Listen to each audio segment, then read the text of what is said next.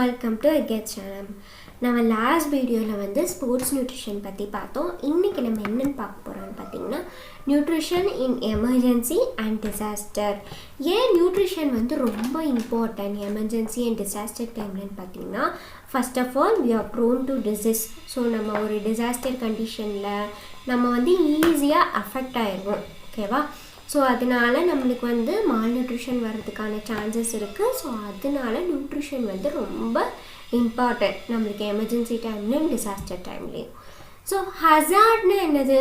So hazard வந்து நம்மளுக்கு disaster reduction. So ஐஎஸ்டிஆர்னு இருக்காங்கல்ல, ஸோ யூஎனோட ஐஎஸ்டிஆர்னு இருக்கவங்க வந்து ஹசார்டை வந்து என்னன்னு சொல்லியிருக்காங்கன்னா, ஸோ ஒரு பொட்டென்ஷியலாக நம்மளுக்கு ஒரு physical event, so damaging physical event. So damaging physical event என்னது? ஸோ நம்மளுக்கு ஒரு இது வந்து நம்மளை வந்து தாக்க போகுது. ஓகேவா? ஸோ அதனால அந்த ஃபிசிக்கல் ஈவெண்ட் நடக்கிறனால நம்மளுக்கு லாஸ் ஆஃப் லைஃப் இருக்கலாம், ப்ராப்பர்ட்டி டேமேஜ் இருக்கலாம், social economic disruption, environmental degradation. So இது எல்லாமே நடக்கலாம். ஸோ ஒரு ஃபிசிக்கல் ஈவெண்ட் இல்லாட்டி நம்ம ஹியூமன் ஆக்டிவிட்டினால நம்மளுக்கு என்ன ரீசன்ஸ் வரலாம்? லைக் இப்போ வந்து நம்மளுக்கு ஃபாரஸ்ட் ஃபயர், ஸோ அதுவும் வந்து ஒரு இதுதான். ஸோ அந்த மாதிரி மேன்மேட் டிசாஸ்டர்ஸ் மூலமாக நம்மளுக்கு loss of life, injury, property damage, so இது எல்லாமே நடக்கலாம். இது எல்லாம் சேர்த்து தான் நம்மளுக்கு ஹசார்டுன்னு சொல்லுவோம். ஓகேவா? What is mean by biological hazard? So நான் ஹசார்ட்னு சொன்னேன்ல, ஸோ ஹசார்ட் மேபி நம்மளுக்கு ஃபிசிக்கல், ஹியூமன் ஆக்டிவிட்டி இது மூலமாக வரலாம். ஸோ அப்போ நீங்கள் எங்கேயே கெஸ் பண்ணுங்கள் பார்ப்போம். பயாலஜிக்கல் ஹசார்ட்ஸ்னால் ஒரு நம்மளுக்கு மைக்ரோ ஆர்கானிசம்ஸ், டாக்ஸின், ஸோ இதனால வரக்கூடிய நம்மளுக்கு டேமேஜ் தான் பயாலஜிக்கல் ஹசார்ட்ஸ்ன்னு சொல்லுவோம். ஃபார் எக்ஸாம்பிள் என்னது? நம்மளுக்கு நம்ம இப்போ போயிட்டுருக்க கோவிட், ஸோ நம்மளுக்கு வைரஸ்னால பாதிக்கப்பட்டு எல்லாமே நடக்குது. ஓகேவா? நெக்ஸ்ட் பார்த்திங்கன்னா கெலாமிட்டிஸ். ஸோ கெலாமிட்டிஸ்னால் என்னென்னா ஒரு கிரேட் மிஸ்ஃபார்ச்சூன் ஆர் மிசரிக்கு காஸ் பண்ணக்கூடியது. ஸோ அது லீட்ஸ் டு நம்மளுக்கு டிசாஸ்டர். அதுதான் வந்து கெலாமிட்டிஸ்ன்னு சொல்கிறது. ஸோ இதில் 2 டைப் இருக்குது. ஒன்று பார்த்திங்கன்னா மேஜர் கெலாமிட்டிஸ், இன்னொன்று பார்த்திங்கன்னா மைனர் கெலாமிட்டிஸ். மேஜர் கெலாமிட்டிஸில் பார்த்திங்கன்னா நம்மளுக்கு லாஸ் ஆஃப் லைஃப் வந்து அதிகமாக இருக்கும் அண்ட் நம்மளுக்கு வந்து ப்ராப்பர்ட்டி டேமேஜ் வந்து அதிகமாக இருக்கும். ஸோ நம்மளுக்கு அதனால் வந்து என்ன ஆகும்? எக்கனாமிக் க்ரோத் வந்து கம்மியாயிடும். ஸோ ஓகேவா? இதே மைனர் கெலாமிட்டிஸ்ன்னு பார்த்தா அப்படி opposite. So loss of life கம்மியாக இருக்கும், ப்ராப்பர்ட்டி டேமேஜ் கம்மியாக இருக்கும், பட் எக்கனாமிக் இது வந்து பாதிக்கும், பட் கொஞ்சம் ஸ்டேபிளாக இருக்கும். So compared to major calamities, minor கெலாமிட்டிஸில் நம்மளுக்கு எல்லாமே கம்மியாக இருக்கும். ஓகேவா?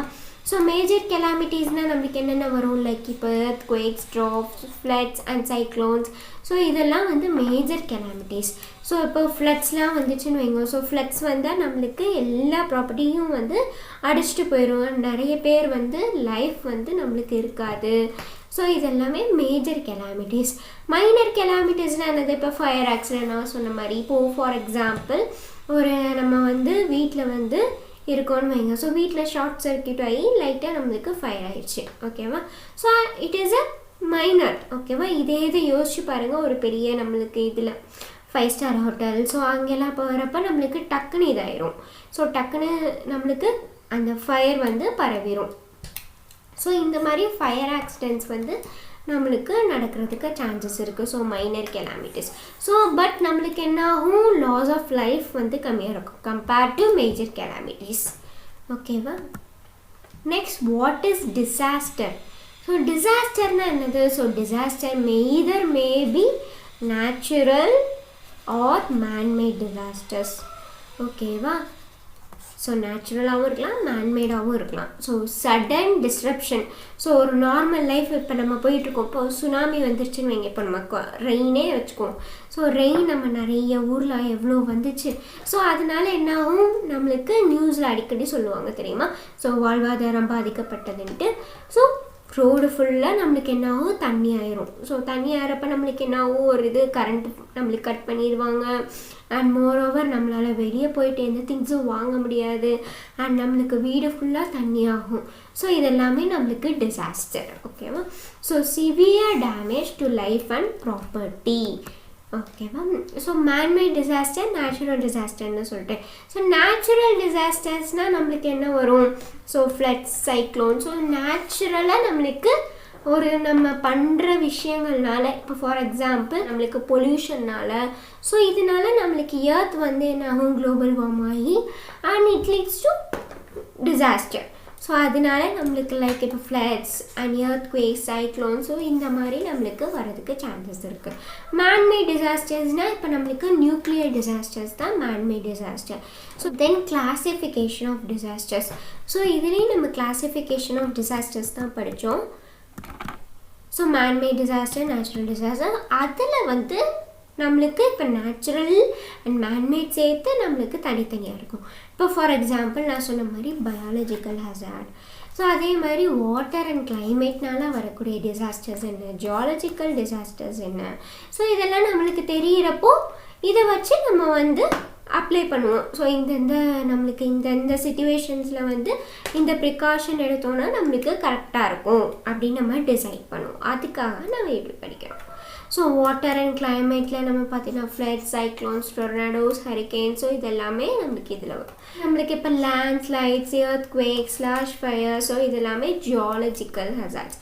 பயாலஜிக்கல்ஸ்னால் மைக்ரோ ஆர்கானிசம்ஸ்னால வரக்கூடியது. ஸோ மைக்ரோ ஆர்கானிசம்ஸ்னால வரக்கூடியது. ஓகேவா. ஸோ இந்தியா வந்து மோஸ்ட் நம்மளுக்கு டிசாஸ்டர் ப்ரோன் கண்ட்ரி. ஸோ இங்கே நீங்கள் பார்த்தீங்கன்னா ஸோ நம்மளுக்கு சைக்ளோன் ப்ரோன் ஏரியா இது, நெக்ஸ்ட் பார்த்திங்கன்னா ஃப்ளட் ப்ரோன் ஏரியா இது, அண்ட் தென் நம்மளுக்கு ட்ராப் ப்ரோன் இது, ஹாட் டெசர்ட் இது, ஃப்ரிஜிட் டெசர்ட் இது. ஸோ இந்த மாதிரி அவங்க வந்து சொல்லியிருப்பாங்க. ஓகேவா.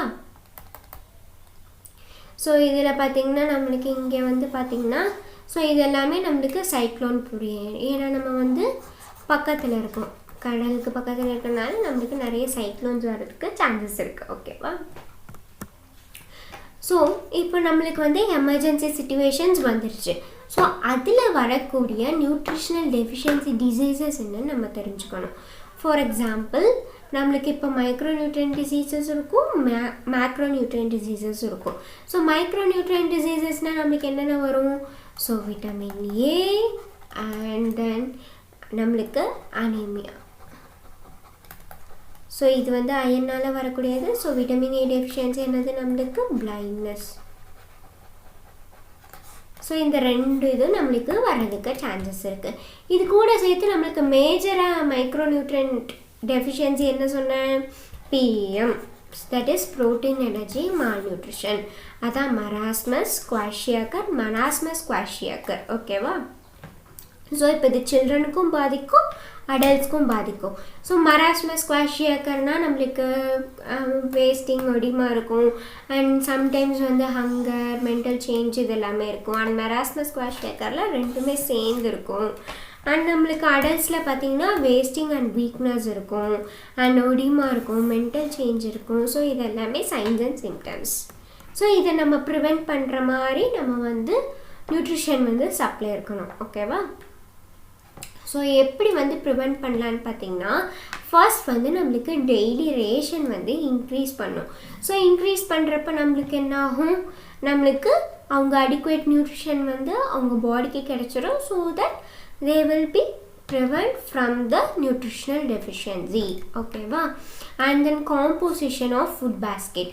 ஸோ ஃபுட் பேஸ்கெட் நம்ம இப்போ கொடுக்குறப்போ நிறைய நம்மளுக்கு எல்லாம் நம்மளுக்கு என்ன சொல்கிறது, கார்ப்ஸ் மீட் பண்ணுற மாதிரி protein, fat, and then vitamins, minerals, then fiber. So இதெல்லாமே மீட் பண்ணுற மாதிரி நம்ம ஃபுட் பேஸ்கெட்டில் வந்து ஃபுட் வந்து பிளான் பண்ணி கொடுக்கணும். ஓகேவா.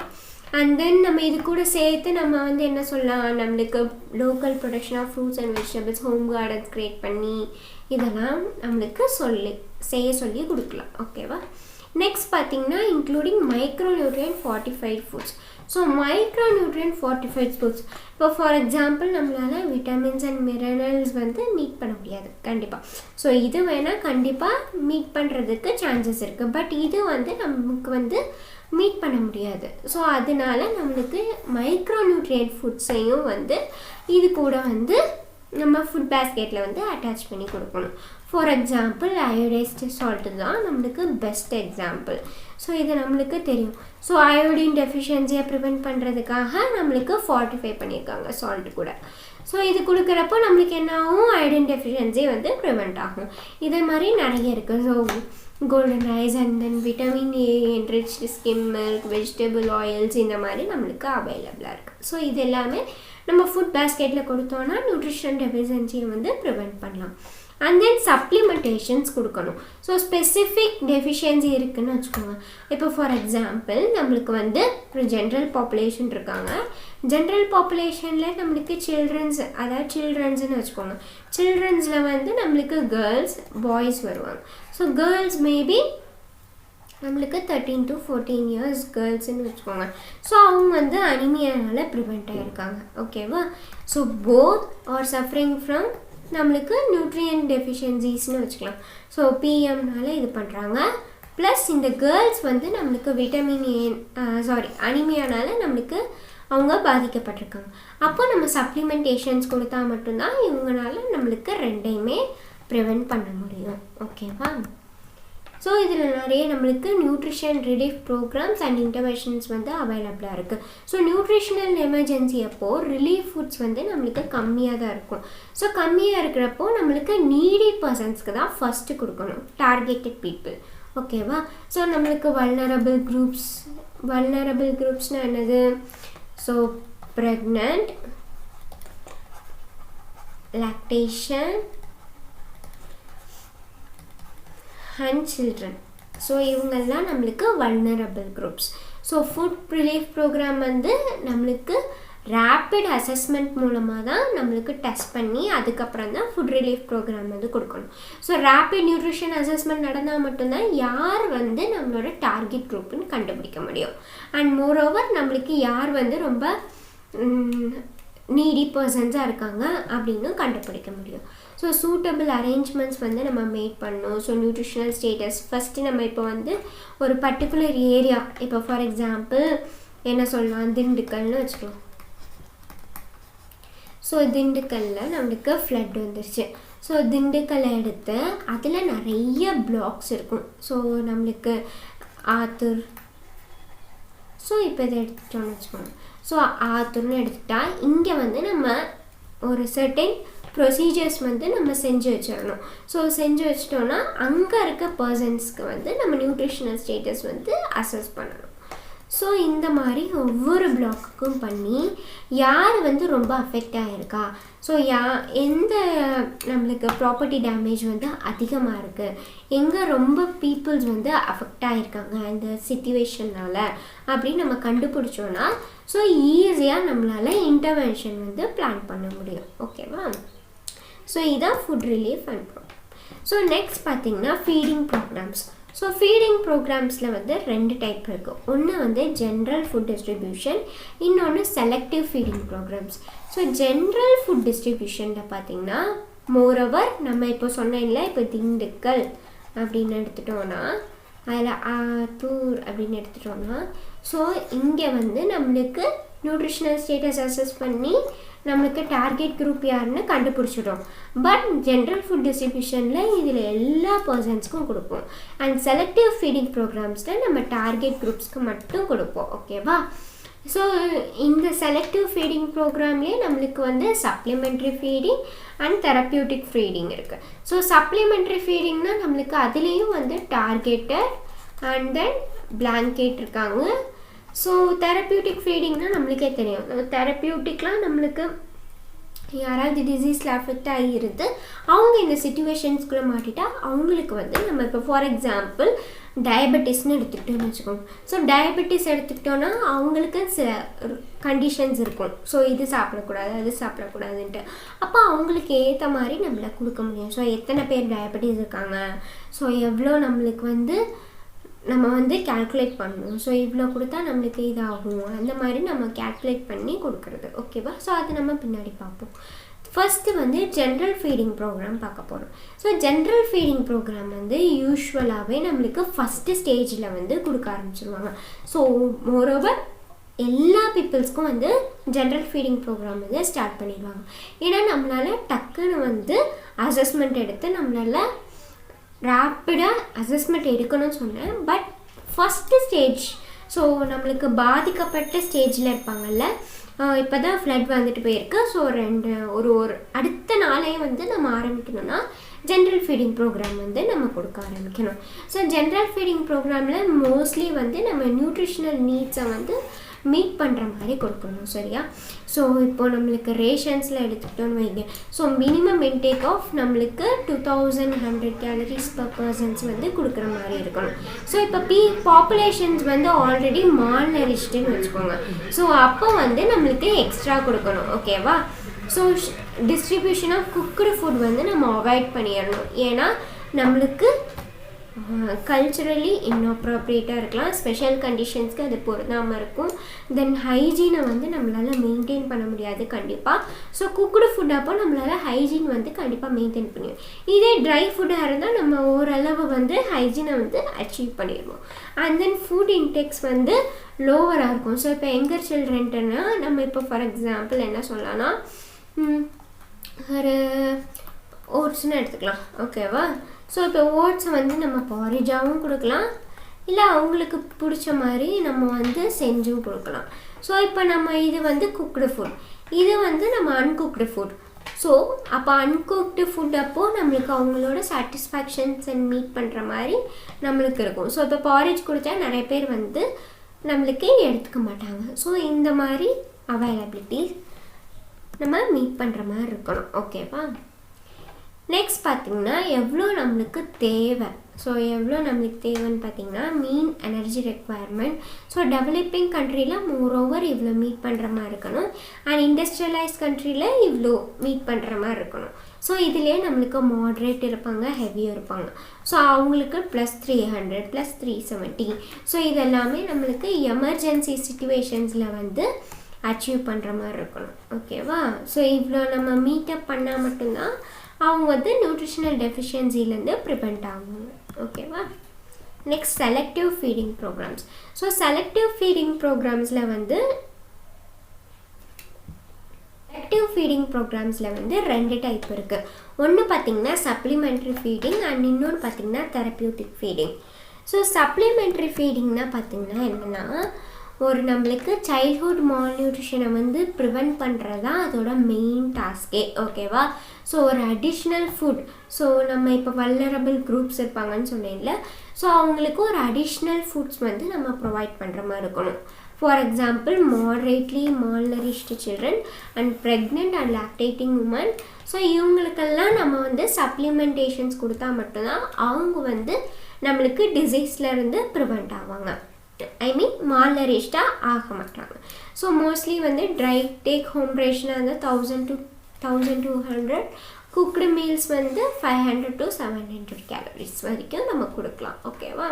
அண்ட் ப்ரெஸ்ட் ஃபீடிங் வந்து இப்போ ஃபார் எக்ஸாம்பிள் லாக்டேட்டிங் மதர்ஸாக இருந்தாங்கன்னா அவங்க குழந்தைங்களுக்கு ப்ரெஸ்ட் ஃபீடிங் பண்ணுறதுக்கான என்கரேஜ் பண்ணும். அப்போ தான் அந்த குழந்தை வந்து மால்நரிஷ்டாக ஆகாது. ஸோ அவங்களால பண்ண முடியலன்னா வெட் நர்சஸ் வந்து நம்ம வந்து கவர்மெண்ட் வந்து கொண்டு வரணும். நெக்ஸ்ட் பார்த்திங்கன்னா ஒரு சப்ளிமெண்ட்ரி ஃபீடிங் வந்து மெயினாக சைல்ட் மால்நியூட்ரிஷனை வந்து ப்ரிவெண்ட் பண்ணுறது தான். ஸோ இதில் 2 டைப் இருக்குது. ஒன்று பார்த்திங்கன்னா பிளாங்கெட், இன்னொன்று பார்த்திங்கன்னா டார்கெட்டட் ஃபீட். ஸோ பிளாங்கெட் வந்து பார்த்திங்கன்னா ஸோ ஒரு பிஎம்மோட அந்த இன்க்ரீஸ் ரேட்டை வந்து கம்மி பண்ணுறது தான் இதோட மெயின் ரோல். ஓகேவா? ஸோ எக்ஸஸ் மார்ட்டாலிட்டியை வந்து ரெடியூஸ் பண்ணோம். இதில் பார்த்திங்கன்னா டார்கெட்டட் ஃபீடிங்கில் நம்மளுக்கு prevalence, so acute and severe malnourishment இருக்குல்ல, அதோட ப்ரிவலன்ஸை கம்மி பண்ணுறது. அண்ட் இதுலேயும் மார்ட்டாலிட்டியை வந்து நம்ம ரெடியூஸ் பண்ணணும்.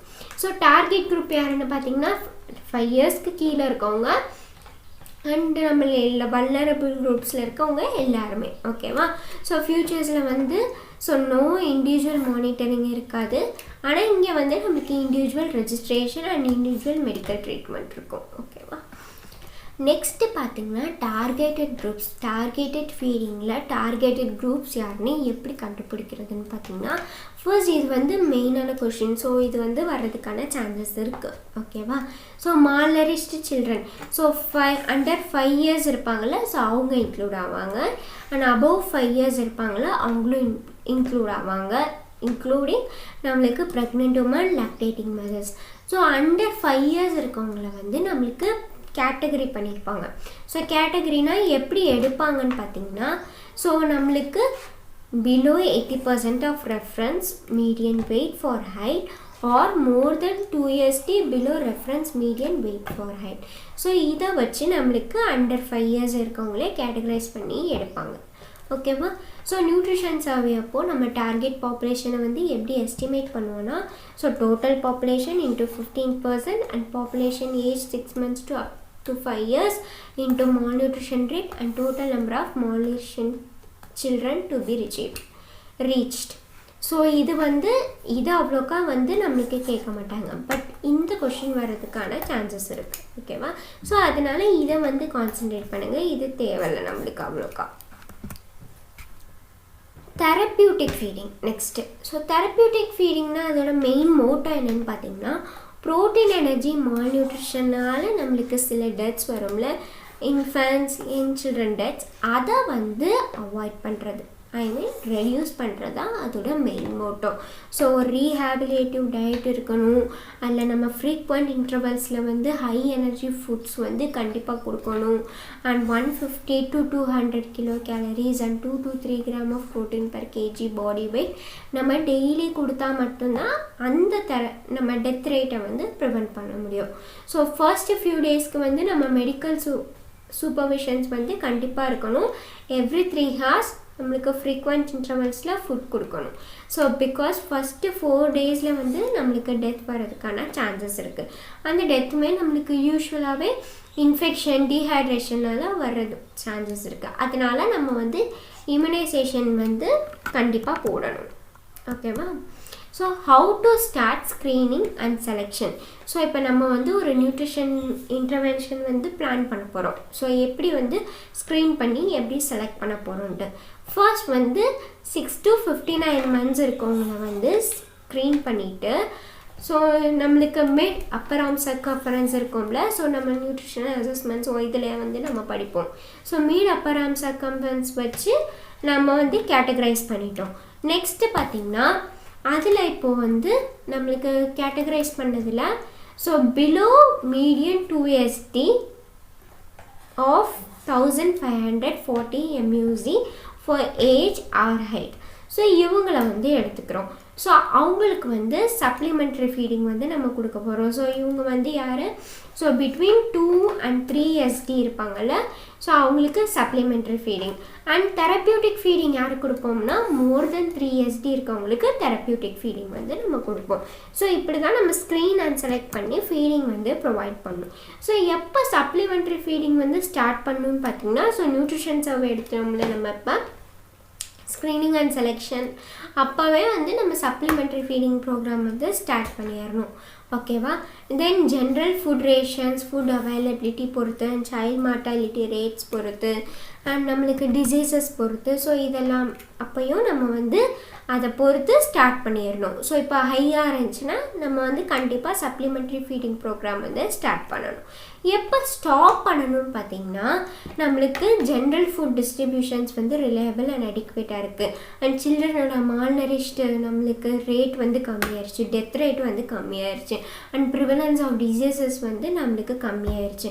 அப்போ தான் நம்ம சப்ளிமெண்ட்ரி ஃபீடிங் ப்ரோக்ராமை வந்து ஸ்டாப் பண்ணோம்.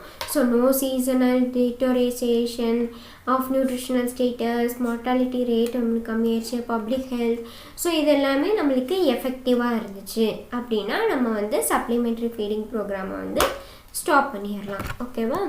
So it is very easy topic. So இது வந்து நம்ம புரிஞ்சு படித்தா போதும், ரொம்ப நம்மளுக்கு ஈஸியாக இருக்கும். அண்ட் இட் இஸ் நம்மளுக்கு நிறைய கொஷின்ஸ் வந்து அவ்வளோக்கா இதுலேருந்து வராது. ஒன்லி நான் இப்போ சொன்ன மாதிரி மெயினாக 2 or 3 கொஷின்ஸ் வரதுக்குன்னு சான்சஸ் இருக்குது. ஓகேவா? ஏதாவது டவுட்ஸ் இருந்தால் கமெண்ட்ஸில் கேளுங்க, இல்லாட்டினா நம்ம டெலிகிராம் சேனலில் கேளுங்க. நாங்கள் வந்து சொல்லி தருவோம். So bye, meet you soon in the next video. Thank you for spending time with us.